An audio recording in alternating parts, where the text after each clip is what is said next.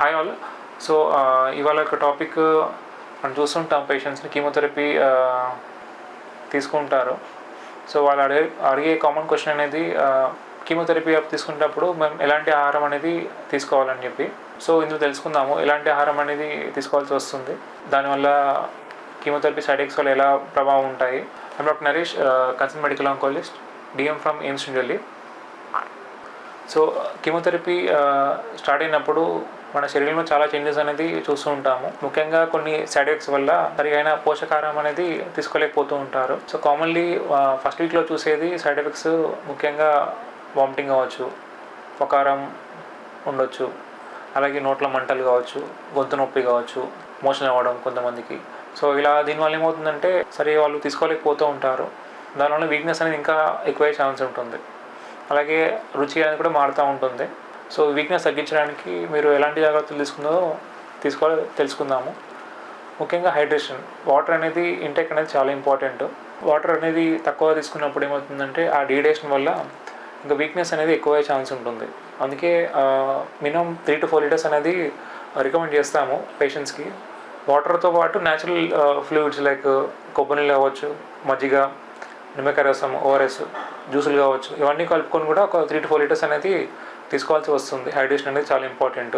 అలాగే మీకు మంట ఉన్నప్పుడు, గొంతు నొప్పి ఉన్నప్పుడు ఏం చేయాలంటే, ఒకవేళ మీకు అన్నం అనేది, రొట్టె అనేది ఇబ్బంది అనిపిస్తుందంటే మీరు మెత్తగా తీసుకోవచ్చు ఫుడ్స్ అనేది.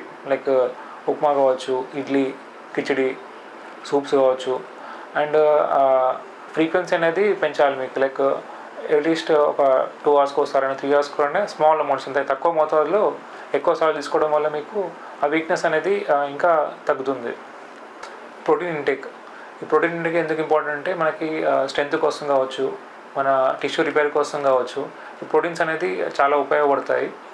సో ప్రోటీన్స్ మనకి ముఖ్యంగా పప్పులు కావచ్చు, అన్ని రకాల పప్పులు వీళ్ళు తీసుకోవచ్చు. చాలామంది అడుగుతుంటారు, మాకు సర్జరీ అయిపోయింది, పుండు మానిపోయింది, అయినా కూడా వాళ్ళు భయపడుతూ ఉంటారు, దీనివల్ల పుండు ఇన్ఫెక్షన్ అయినా అవ్వచ్చా అని అంటారు. కానీ అట్లా కాదు, పుండు ఆల్రెడీ మానిపోయి ఉంటుంది. ఇది తీసుకోవడం వల్ల చీము అని అట్లా రావడం అనేది అపోహ మాత్రమే. సో అన్ని రకాల పప్పులు తీసుకోవచ్చు. అలా బొబ్బర్లు కావచ్చు, మినపప్పు కావచ్చు, సోయాబీన్స్ కావచ్చు, అవన్నీ తీసుకోవచ్చు. దాంతోపాటు ప్రోటీన్ల మీద లైక్ పనీర్, కర్డ్ అవి కూడా ఇంక్లూడ్ చేయాలి మీ ప్రోటీన్ ఇంటేక్లో. సో నాన్ వెజ్ తీసుకున్న వాళ్ళకి చికెన్ కావచ్చు, ఫిష్ కావచ్చు, బాయిల్డ్ ఎగ్స్ కావచ్చు, ఇవన్నీ కూడా తీసుకోవాల్సి వస్తుంది మీరు తగిన మోతాదులో. అలాగే fruits and vegetables, colourful vegetables అనేది లైక్ క్యారెట్స్ కావచ్చు, క్యాప్సికమ్ కావచ్చు, ఇలా రంగురంగులో మీరు వెజిటబుల్స్ అనేది ఎక్కువ మోతాదులో తీసుకోవాల్సి వస్తుంది. దీనివల్ల మీ ఎనర్జీ అనేది ఇంప్రూవ్ అవుతుంది. అలాగే ఫ్రూట్స్ కూడా అన్ని రకాల ఫ్రూట్స్ అనేది తీసుకోవచ్చు మీరు. లైక్ సీజనల్ ఫ్రూట్స్ కావచ్చు, పపాయ, మ్యాంగో ఇలాంటివి.